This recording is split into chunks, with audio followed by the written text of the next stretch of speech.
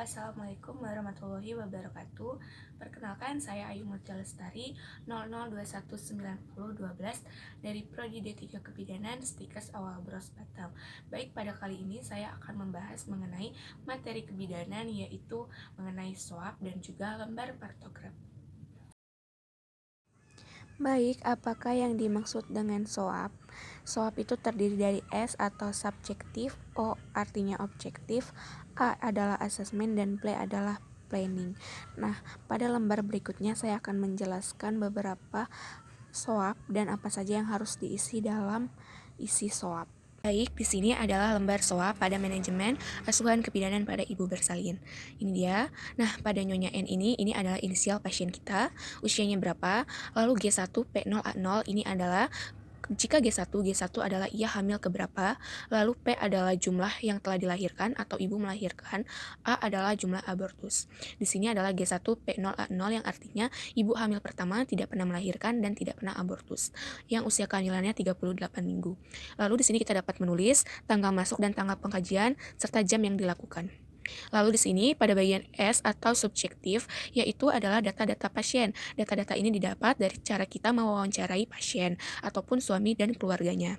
Di sini ada seperti nama ibu, umur, suku bangsa, agama, pendidikan, pekerjaan, alamat, dan nomor telepon. Dan di sebelah kanan juga ada data dari suaminya. Nah, pada subjektif kita juga dapat menanyakan mengenai keluhan utama, riwayat kesehatan, baik kesehatan ibu maupun kesehatan keluarga. Lalu pada data subjektif kita juga dapat menanyakan mengenai riwayat kehamilan ibu yang sekarang, riwayat kehamilan dan bersalinan, dan nifas yang lalu. Karena ibu baru pertama kali hamil, maka kita menulisnya dengan hamil ini. Lalu kita juga bisa menanyakan riwayat menstruasi, riwayat pernikahan pada ibu, menanyakan riwayat kehidupan seksual ibu setiap per minggunya, menanyakan apakah ibu memiliki riwayat kontrasepsi atau KB. Lalu di sini kita juga dapat mengetahui mengenai data kebiasaan sehari-hari seperti pola nutrisi pada ibu, pola istirahat, pola kebersihan diri atau personal hygiene, dan pola eliminasi.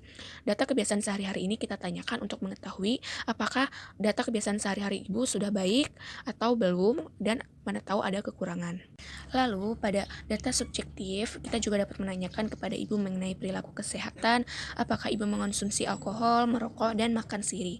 Lalu kita juga dapat menanyakan riwayat sosial pada ibu. Nah, baik, itu adalah data subjektif. Lalu pada lembar SOAP diketahui ada O.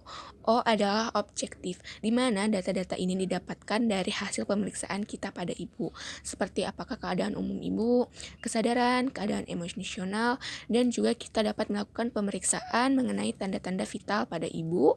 Lalu kita melakukan pemeriksaan fisik dari atas kepala hingga ujung kaki, seperti kepala, muka, mata. Ini merupakan bagian-bagian yang harus diperiksa dalam data objektif, pemeriksaan dari kepala sampai ujung kaki.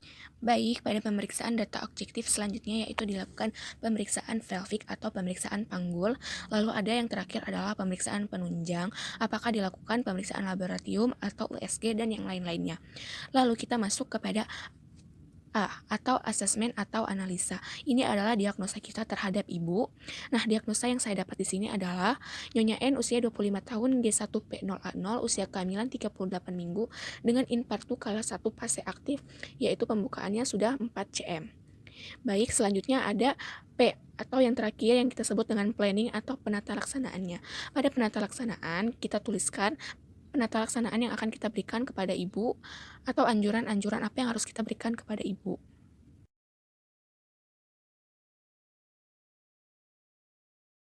Baik, jadi ini adalah catatan perkembangan dimulai dari ibu masuk sampai bayi lahir.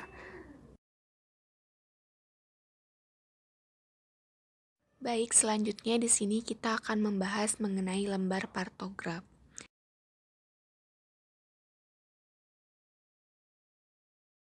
Baiklah teman-teman, ini adalah lembar partograf. Nah, pada lembar partograf, hal yang harus pertama kali kita isi adalah yang di atas ini ya. Seperti nomor register, nomor puskesmas, nama ibu, tanggal masuk, umur ibu, G1, P berapa, dan A berapa, jam masuk, dan juga alamat ibu. Nah, kita juga jangan melupakan untuk menulis ibu mulai sejak pukul berapa, lalu ketuban pecah sejak pukul berapa. Baik, harus teman-teman ketahui bahwa kotak kecil ini dilakukan pada setiap 30 menit sekali dilakukan pemeriksaannya ya. Lalu pada kotak besar ini, semua ini, pemeriksaan dilakukan setiap 1 jam sekali.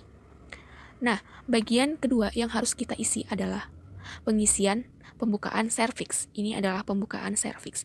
Pada pembukaan serviks, kita dapat melambangkannya atau menuliskannya dengan tanda seperti ini, bintang ataupun X ya teman-teman, kita bisa menyebutnya. Nah, karena pembukaan serviks ibu adalah 4, maka kita harus menulisnya 4 pada garis waspada ini, karena pembukaannya adalah 4. Lalu kita menulis jam masuk ibu. Jam masuk ibu adalah pukul jam 19 atau jam. Baik, pada kotak di sini juga kita bisa menuliskan penurunan kepala. Penurunan kepala ditandai dengan 0 atau kosong.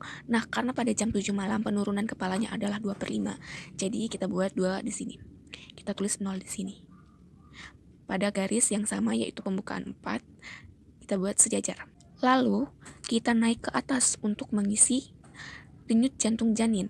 Karena pada jam 7 denyut jantung janin adalah 132 kali per menit, maka kita tulis di sini, kita beri simbol titik.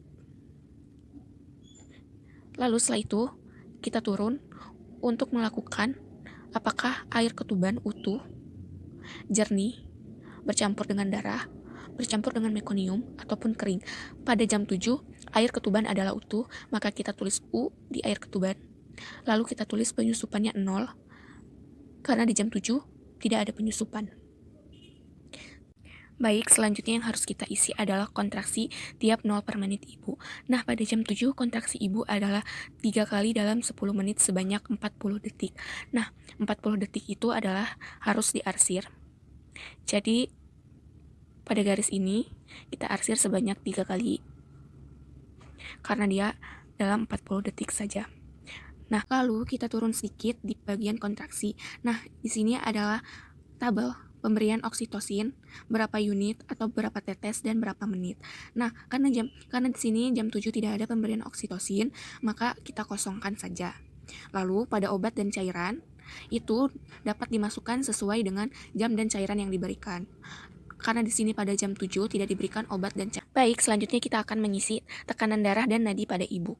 Baik, pada kolom ini kita dapat mensejajarkannya terlebih dahulu pada jam 7. Baik, berarti pada garis pertama. Pada garis pertama, pada jam 7, tekanan darah ibu adalah 120/80. Jadi kita bisa menulis seperti ini, 120/80, lalu kita tarik. Dan nadi ibu pada jam 7 adalah 80 kali per menit, kita titik seperti ini. Lalu pada bagian suhu dan juga urin, itu diperiksa setiap 2 jam sekali. Nah, pada suhu yang pertama atau jam 7 itu adalah 36,7 derajat Celcius. Nah, pada jam berikutnya kita tulis di sini jam 8, di sini jam 9 malam, di sini jam 10 malam, jam 11 malam dan jam 12 malam serta jam 1 malam.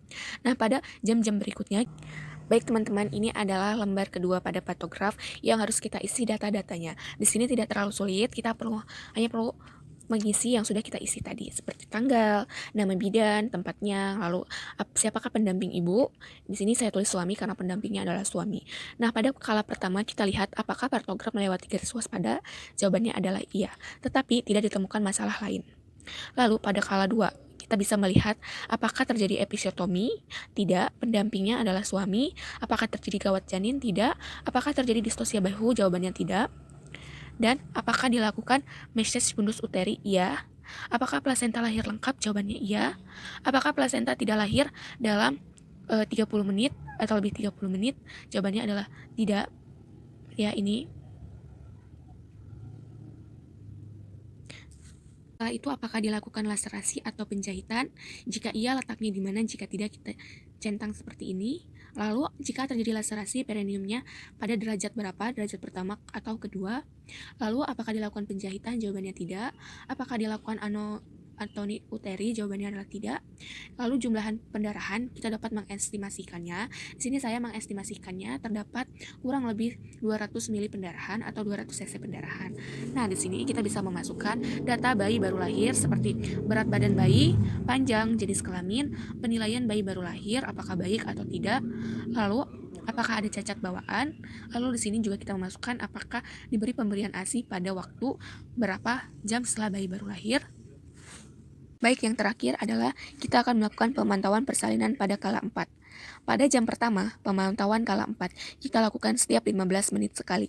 Jadi, pada 15 menit itu kita akan melakukan pengecekan tekanan darah, nadi, suhu, tinggi fundus uteri, kontraksi uteri, atau kontraksi uterus, kandung kemih, dan juga jumlah pendarahan. Lalu pada jam kedua pemantauan kala 4 adalah setiap 30 menit sekali. Sama, pada setiap 30 menit sekali, kita melakukan pengecekan tekanan darah, nadi, suhu, tinggi fundus uteri, kontraksi, kandung kemih, dan estimasi jumlah pendarahan. Sekian penjelasan dari saya. Assalamualaikum warahmatullahi wabarakatuh.